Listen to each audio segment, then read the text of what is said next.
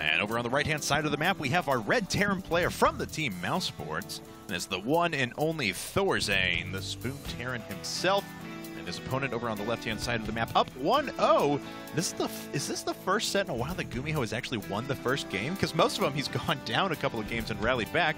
Nevertheless, it is FXO GuMiho, our blue Terran player. Yep. Good on him, though. What a fighter through the lower bracket. It's been ridiculous. Yeah, man. I mean, he is really kind of the dark horse of the lower bracket. Maybe Life is just because he's the only Zerg, but GuMiho definitely, he just like keeps staying in there. You know, he almost loses every match, but somehow manages to survive. And I feel like he's improved just a little bit each match, too. So his record has certainly improved. He's now 50%. Hooray! TVT, according to our stats, so that's not too bad at all. Go GuMiho. Yep. And Terran, quite a good player. Oh, yeah. And let's see here. As we mentioned, though, FXO representatives are coming out to IPL 4. Oz and Leenock are going to be there now, so very, very cool stuff. They've still got a chance to come as a team, too, in the GSTL. They're still in it, I believe, so, yeah. All right. So, you know, that's going to be cool, though, the GSTL Finals, man. I just cannot wait for that. Yeah. I've always enjoyed the drama aspect of team leagues, and that's what I really enjoy about them. The thought that you can, like, you know, you point someone, you call someone out, you're like, you, I'm gonna fight you, and then you do, and it just, I don't know, I giggle like a schoolgirl. That's usually how those go. What's one of my favorite things with Team League, like actually being there, is during the game, you know, you usually see the game if you're watching on stream, right? They do little shots of the teams here and there, but it's so cool to like see something happen in the game and just be able to look over at the bench and see how the players on the bench react, see how the coach reacts. You know, being able to be there and see that in person is so cool. So you guys are in for a treat, man. I mean, Team League is so much fun to watch live. It's like indescribably fun. So I'm not casting it, but I don't care. I'm just so happy to actually just be there to see it. It's going to be great. I'm going to be in the stands. Yep. With the fans, maybe even, who knows? Yeah, hopefully I'll get to. I'm doing like the WWF style ring announcing for it. Oh yeah, that's right. You actually have a job to do. Haha, I just get to enjoy it. LOL. It's gonna be fun because hopefully I'll be the one who gets to, like, you know, enhance the drama, I suppose. See who's being called out, things like that. GuMiho's actually going to go for a 1-Rax gasless FE once again. ThorZaIN decided to get gas after Barracks on pretty predictable time at 13, so it's not going to be fastest possible factory or anything like that, but could move into some tech here in just a bit. Indeed, we do have factory coming down. There it is. Yeah, we need to think of a new kitchen implement maybe for the Spoon Terran. Who knows? He's still the Spoon Terran for now, but he's more like the Swiss knife Terran recently. Like he's got in TVP. He's got some knives in there. So Swiss you know, Army knife Terran. Yeah, he can kind of stick you sometimes, but then every once in a while he brings out like the annoying screwdriver that no one ever uses from this. Or the bottle opener. Yeah, or the it's not as useful as you think it is. Right. Yeah, and but it's like oh, this would be really painful and slow to kill someone with. Or the nail file. That's like the ultimate useless thing on. Who uses nail files Yeah, anymore? Who's out there camping? They're like, oh, my cuticles look terrible. And yeah, who does that? I don't know. Well, my wife. That's the only person I've ever seen do that. So while she's camping? Yeah, she has actually once. But that's why I make fun of her on a regular basis, because I'm a supportive husband. That's nice. Yes, that's what I do. You know, it was. I'll never forget when I explained ThorZaIN's nickname to the Slayers players at the studio. It was before the Team League matches, and somehow it came up that ThorZaIN was Spoon Terran, and they were like, MMA and Young were like, what, spoon? And they were like making like the eating motion with the spoon, and they're like, Spoon Terran? And I'm like, yeah, Spoon Terran. I'm like, because it's like killing with a spoon, very slow. And they're like, oh, but it like took them for, they were so confused at first. It was like, why would he be called the Spoon Terran? That doesn't make any sense. It was funny. That's awesome. It was funny. Probably funnier if you were there, but hopefully people got a giggle out of my story. I don't know. Looks like Banshees because for some things ThorZaIN. are just so lost in translation. So, a little bit. Yeah. Sometimes literally, sometimes figuratively. That's true. And sometimes metaphysically. Oh, God. Oh, we're getting deep here. Are we getting deep to Inception? Because that sounds like where we're getting at. Maybe. There's so many layers of this joke now.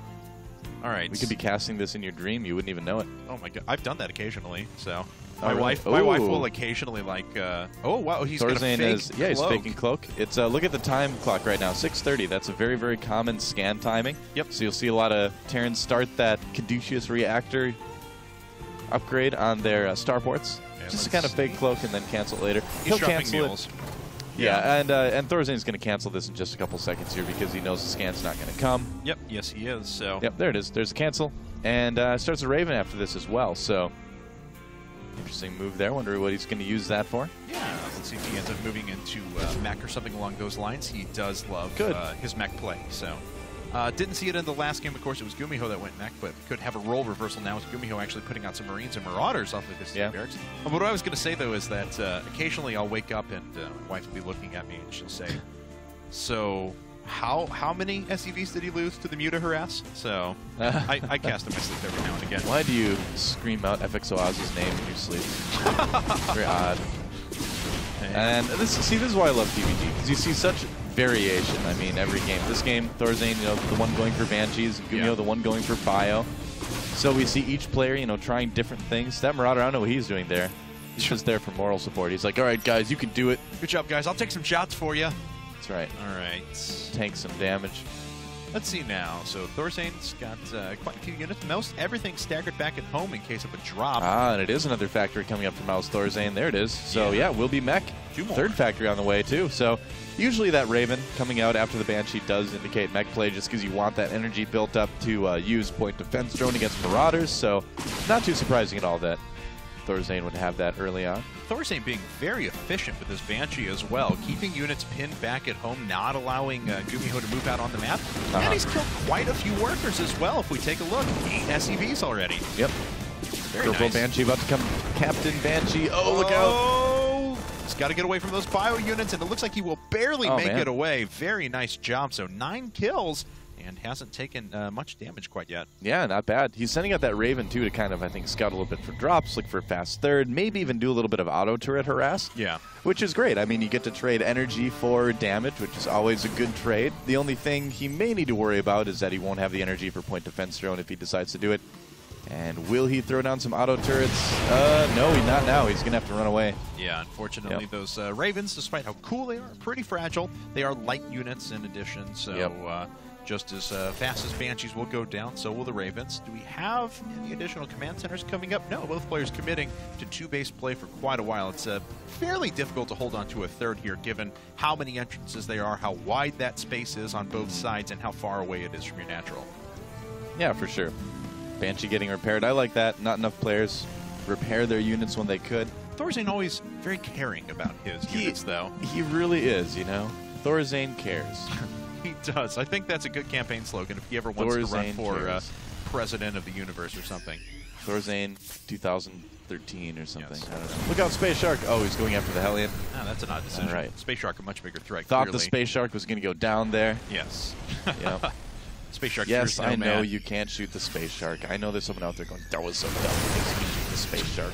You can kill unit name Ursadek Female 2, and that's unit a real threat. /name Ursadek Female 2 needs to be left alone. Yes. She's one of the last remaining members of her species. It'd be tragic if she got killed off, man. Biological, but not light, so it would take 2 shots from a Hellion to kill an Ursadek's or a unit /name Ursadek Female 2. Archons would be deadly to unit /name Ursadek Female 2. That's true. Devastating. All right. Unit /name Ursadek Female 2, man. She's the last of a dying breed. I suppose so. Where's unit /name Ursadek Male 2? I don't know. Where's he at? I don't know. They seem a natural fit for each other, really. I would say so. All right. So. Tower getting taken back by ThorZaIN as he makes this push here, but GuMiho should know it's coming. There's a scan just to double check that it is an army. And the drop spotted by ThorZaIN here too. Nice. Marine fight. A little bit of healing from the medevac is all it takes for that Marine to win the battle. Yes, it is, but ThorZaIN combat shields. Back into position right now. SCV goes down for ThorZaIN. Looks like GuMiho's just going to have to back away. Yeah, no chance there. Yep. What a brave Marine. Oh. All right, well, he dies. So brave. Let's see, 20 supply advantage for ThorZaIN at the moment. He's just adding on his 3rd command center. It's actually considerably later than GuMiho's, so maybe he'll find someone to utilize the supply there. Both players also tied on workers, so the supply is entirely army, or the difference in supply is entirely army. ThorZaIN's play right now looks a little bit confused. He almost looks like a little bit that he doesn't really know what to do. His minerals are getting quite high here. It feels like he's not quite as used to playing this style as GuMiho was, you know, last game. He wants to take that 3rd base, but it's been kind of slow. So he's got all these resources built up here. A little bit high in minerals, but I think that's going to change soon, too. He's going to be able to put down some missile turrets once the engineering bay finishes. But, yeah, for some reason, it just strikes me as a little bit off, the way ThorZaIN is playing this right now.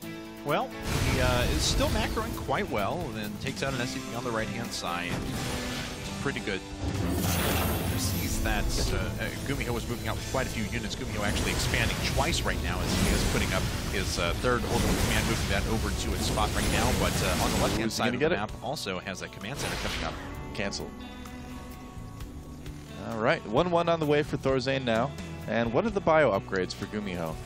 Let's check it out. Let's see. He's going Marine tank. There we Let's go. look at the Marines. 1-1 already for the Marines, so he's been doing some decent upgrading. He's been double producing tanks and making medevacs as well, so that's going to cut down on his upgrades here. Oh, ThorZaIN losing some units at the third. That was, GuMiho rather losing some units. Maybe ThorZaIN lost one. I don't know. He cleaned that up pretty well, though. That was pretty efficient, and looks like GuMiho going to make his way off to the right-hand side, try to siege up underneath here. Oh, there's already some missile turrets that are going up, but it looks like they're going to be taken care of pretty quickly. A couple more on the high ground here, and there's the siege up, and the missile turret's going to go down. We'll see if ThorZaIN uses this as an opportunity to flank. I think he will. Here he comes, but does he have enough to take this out? He has a little bit of a supply lead. Oh, the Hellions not split up at all for ThorZaIN. Oh, the hesitation. God. The hesitation is just killing Mao's ThorZaIN right now. Yes, it is. If you're going to do something like that, you need to just go for it. You can't just sit there and let your Hellions take all that damage. Power of that one Banshee, though, he does move those units away. So ThorZaIN with that 9-kill Banshee still doing some damage. GuMiho going to run around with a pretty big attack, but there's already a planetary fortress and 2 siege tanks there, so it's going to be difficult to assault. Yep, planetary does finish just in time, but the scan gave siege tanks some range for a moment there. ThorZaIN scans too, but his siege tanks are a little bit out of range. At least he does see what's there. Yes. GuMiho has pulled back from his main too, so ThorZaIN can kind of focus on this for the moment anyway. Right, and it looks like, well, a couple of things going on as we have a big drop moving in for GuMiho on the right-hand side. The rest of the units making their way up now for GuMiho as well. He takes down the Banshee, that's pretty critical, and the 2 siege tanks, so now ThorZaIN is concerned about that, but he does put up, or he is aware of this drop making its way in. There's a couple of missile turrets sitting on the high ground as well. One of the medevacs has gone down, more going down in just a second. The siege tanks for GuMiho are going to fall here momentarily, but does ThorZaIN have anything to clean up this drop? You know, he's at the very least going to take a lot of damage from this in his main, a lot of production buildings getting focused down by GuMiho. He gets the starport, yes he does. And if he gets that command center, that's going to be just a huge, huge problem for ThorZaIN. Looks like he's just going to focus on some depots, do the damage he can, and then get out of there. I think that's a good decision by GuMiho. Not to get too crazy with it. There are siege tanks there. Yep. So he's denied production. He's denied gas intake right now, which is critical. And ThorZaIN's going to take about 1.5 years to get that production going again. Oh, he loaded up. He loaded up. There's Vikings right there. He gets one medevac away. Oh, he's actually trying to protect some of those units. You know, that actually turned out about as good as it could for GuMiho. He got a whole medevac worth of units away. The others are stuck there. And here he comes with the third. Yeah, he ran through a little choke point, got a lot of his bio units killed, but he just had too much stuff. Now he's going to try and assault the planetary fortress right away. The planetary fortress racking up a couple of kills, but it looks like it's getting very low. It is going to fall. The third goes down for ThorZaIN, who does not have another command center to come in and swap for that. Yeah, ThorZaIN is just kind of falling apart a little bit now. Oh, and the drop comes in as soon as he moves out, unfortunately, for ThorZaIN. Yeah, 31 workers killed to 11. GuMiho, of course, sitting on 4 bases now, and the workers killed here would be pretty staggering. Oh, wow, keeping just 1 Marine, and so it would attract all the fire and kill more SCVs. Smart play on GuMiho. Yep. Oh, and ThorZaIN, frustrated with his own orbital command, and decides to do a little bit of additional damage. You know, it's good to try to play like MMA, but not in that regard. Yeah, that's one thing you don't want to emulate. Let's see here now is ThorZaIN trying to drive away these tanks. More units are coming up from GuMiho, though, and he's going to start pushing all of this back. He catches the Banshee one more time, which makes this significantly stronger. ThorZaIN continuing to push units away, but there's a 40 supply advantage now. GuMiho up by 30 workers. He's investing in his infrastructure so well at the moment. Yeah, GuMiho is just miles ahead right now of ThorZaIN. It's going to be really tough. GG. Yeah, ThorZaIN's